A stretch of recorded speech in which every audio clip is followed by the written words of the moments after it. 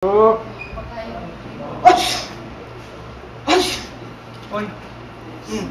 Hatching ng hatching dyan. Ano naman kinain mo? Don't worry. Swine flu lang to. Swan. Nilalang mo. Oy. Alam mo pa, grabe yung sakit na yun. Dami na namatay dyan. Saan galing yan? Nasa muna ako ba yan? Hindi sa Lasal. Lasal. Ba't estudyante ka ba ng Lasal? Hindi. Eh, anong ginagawa mo? Eh di nagpahawa. Tsaka gusto kong maging in. Sa Lasal lang meron nun eh. Hira ka. Nag-volunteer ka pa sa swine flu. Eh, pag tumayo ka pa ng Lasal, meron naman sa Ateneo. Ang lapit-lapit, andyan lang. Ngayon mo lang sinabi. Hindi ko alam yun ah.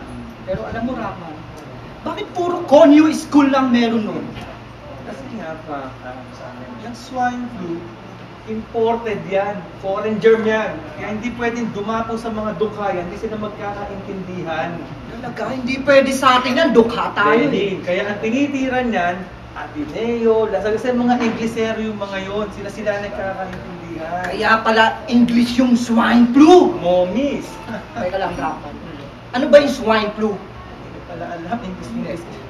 Swine flu dati. Okay, ngayon, ang tawag dyan, H1N1. H1N1? Momis. Ano yun?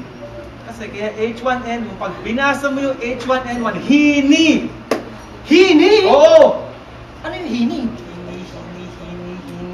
Hini yung alam! Ang hulit mo! Hini? Hini niya alam? Eh, pagka eh!